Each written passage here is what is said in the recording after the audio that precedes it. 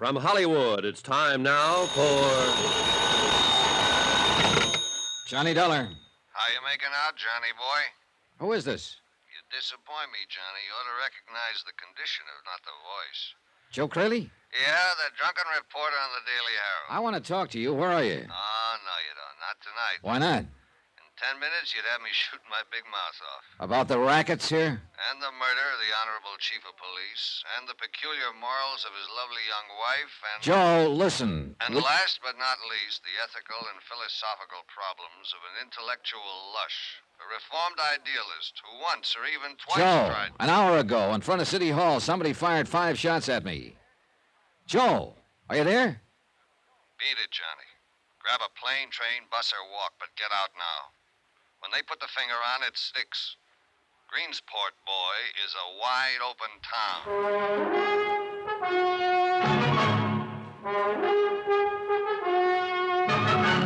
Tonight and every weekday night, Bob Bailey in the transcribed adventures of the man with the action-packed expense account, America's fabulous freelance insurance investigator. Yours truly, Johnny Dollar.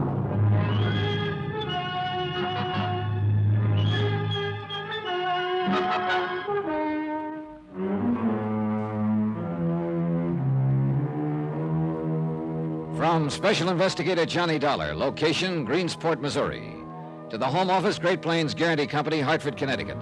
Assignment, the Open Town Matter. Expense account continued.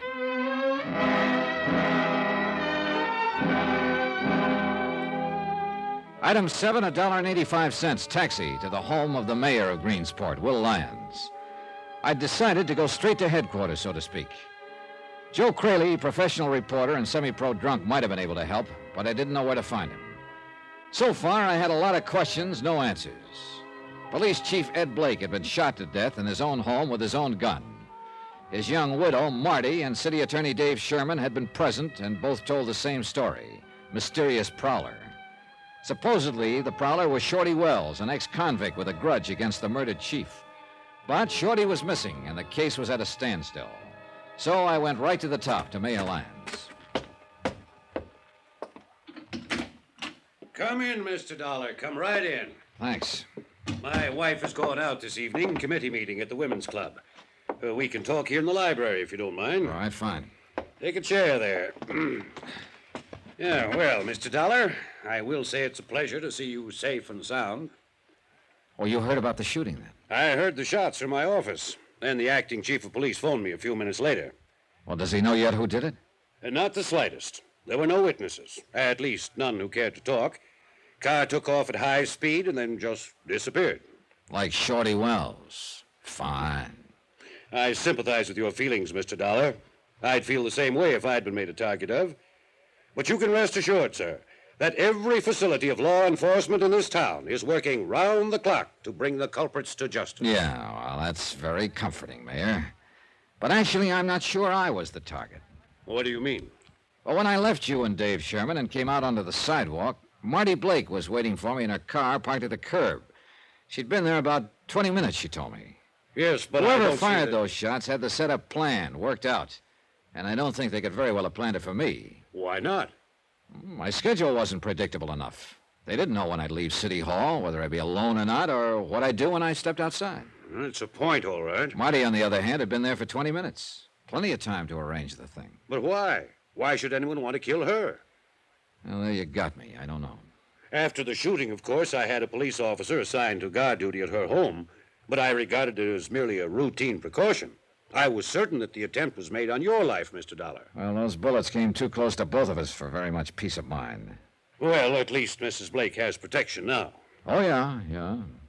Unless that police officer himself knocks her off. Well, you're joking, of course. Mayor, that's the worst thing about this whole case. I don't know whether I'm joking or not. But surely you don't think... And are you certain of which ones you can trust in the attorney's office, the police force, in your own department even? Not entirely, no. With the rackets as wide open as they are here, some of the men around you are bound to be involved. I know. It stands to reason.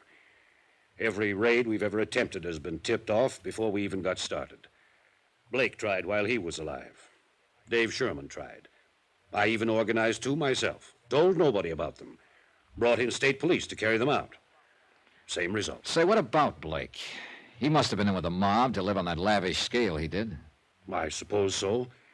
Dave and I suspected him at times, but we could never turn up any actual evidence. Were he and the city attorney friends? Ed and Dave? No, they couldn't get along at all.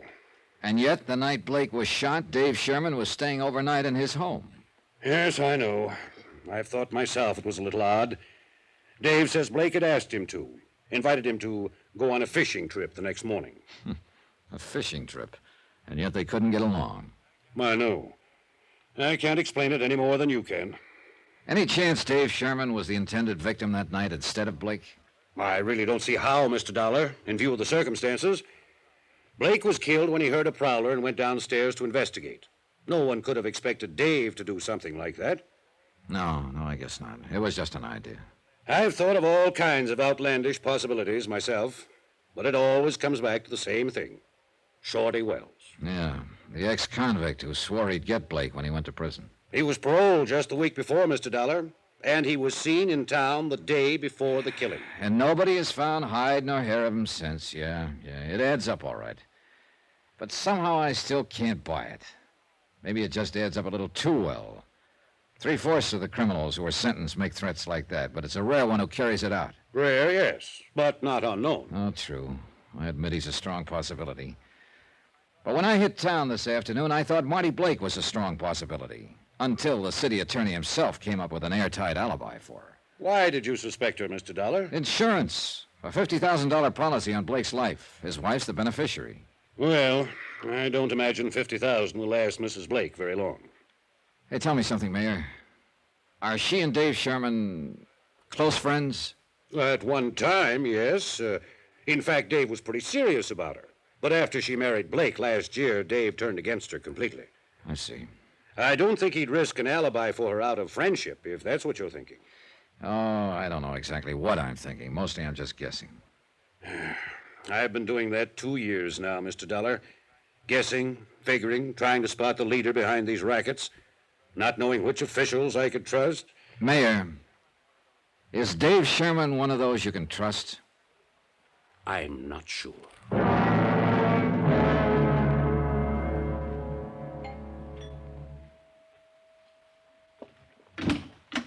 Good evening, Mrs. Blake. Well, this is a surprise. Come in, Johnny. Join the party. Thanks.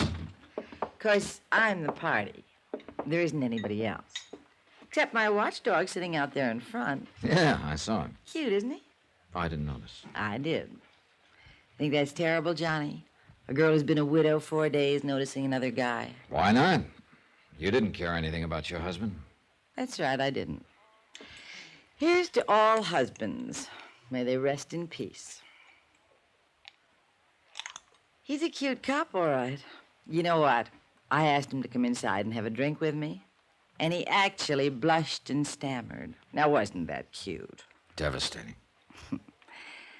Would you blush and stammer, Johnny? No, I'd take the drink. Which I will, by the way, if you don't mind. Here, make me another one, too. All right. What's the reason for this one-woman celebration, Mrs. Blake? I said, what's the... I heard you, and you can call me Marty if you want me to answer you. All right, Marty. Why the lonesome gal routine? It's not so lonesome now, Johnny. Oh. Here's your drink. Used to getting shot at. Shot at how, Marty? Like we were this afternoon? Or like your husband? Everybody can't be lucky. Maybe Ed just didn't live right. Well, he's not living anyway now. I'll bet you know how to live, Johnny. Oh, sure. I got a system. Tell me about it. Well, the first thing I do is hook up with the rackets so I can buy my wife lots of expensive gifts. Why don't you lay off that stuff? Why don't you try being nice for a change? Oh, that's not part of my system. I didn't kill him. You know that now. So why don't you relax and be human? Oh, the last time I relaxed around you, I caught the breeze off of 5 bullets. You're breathing, aren't you? I might not be, if they'd been after me instead of you. So you're still on that kick? Oh, it figures, Marty. I'm no threat to anybody, not yet. I don't know enough about this mess. And you're saying I do, I suppose. I think so. Now, who'd want to get you out of the way, Marty? To keep you from talking, maybe. Don't you ever give up. All right, tell me this. Did Dave Sherman really see that shooting? Or is he just giving you an alibi? Why don't you ask him? Or is he giving himself an alibi by any chance? You're crazy. Maybe. Where's Shorty Wells? What? I said, where is Shorty? I heard what you said. Well, then suppose you tell Get me. out. What are you so upset Get about? out of here right this minute. Get out, or so help me, I'll throw Take this- it easy, Marty. What's that cute cop going to think? I don't care what anybody thinks. You get out of here and get out fast. Item 9, $14.40. Drinks, tips, and transportation for a local expedition in plain and fancy pub crawling.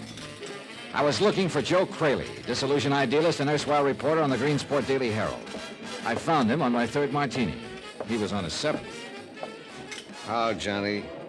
How'd you do it? To what? How'd you find me? Called your paper. They gave me a list of your hangouts. I had 4 more to go. A reputation is a wonderful thing. Keeps you from staying off the straight and narrow. He's looking at you. Right. Joe, tell me about Marty. Tell you what about her. Everything you know. What for? She's got an alibi. Oh, yeah, I know all that. But you still won't give up. Well, she hates champagne, but she always orders it. Why? Because it costs more. I see. She's every man's dream, Johnny. A pink and gold doll in spangled tights, and she's a 4-star tramp. She's an ex-dancer, isn't she? She's an ex-lot of things. Ex-girlfriend of Shorty Wells. Ex-girlfriend... Girlfriend of Shorty Wells. Sure. Ed Blake took her away from him. That's why Shorty threatened to kill him. Said Blake was framing him. Maybe he was, I don't know. Anything could have happened with the police they got in this town. Crooked? Is that what you're trying to say? Some of them are that. The rest of them are useless. Like that business with the gun What gun? that Ed Blake was shot with. They found it lying beside his body, his own gun. They just assumed he'd shot it out with the killer. It was 2 days before they realized he'd been shot with that gun. That Blake hadn't used it, the killer had. Wait a minute. Do you think Shorty Wells and Marty could have planned the thing together? Johnny, I wouldn't put anything past that dame. Why do you hate her so much, Joe? Guess again, my friend. I don't hate her. I'm in love with her, always will be. Joe. Yeah, before she met Shorty Wells, she used to be my girl. Gives you something to think about, doesn't it, Johnny?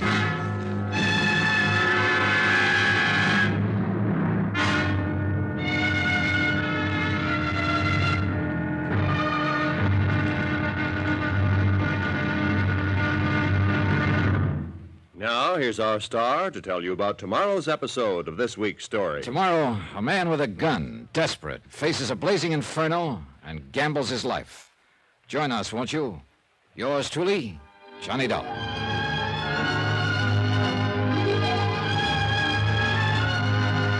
Yours truly, Johnny Dollar, starring Bob Bailey, is transcribed in Hollywood. Written by Les Crutchfield, it is produced and directed by Jack Johnstone. Be sure to join us tomorrow night, same time and station, for the next exciting episode of Yours truly, Johnny Dollar. Roy Rowan speaking.